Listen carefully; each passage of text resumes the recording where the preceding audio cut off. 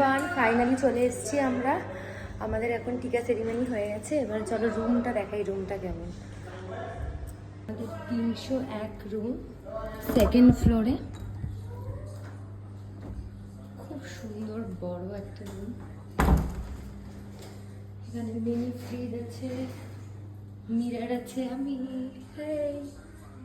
এখানে একটা বড় এলইডি টিভি, এটা ওয়ার্ড্রপ, দুটো সোফা, তিনটে বেড।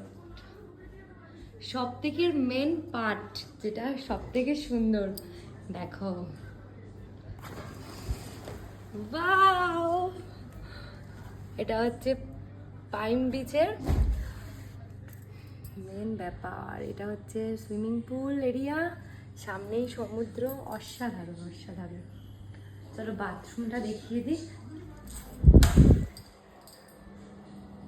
ওয়াও, তো বাথটব খুব সুন্দর।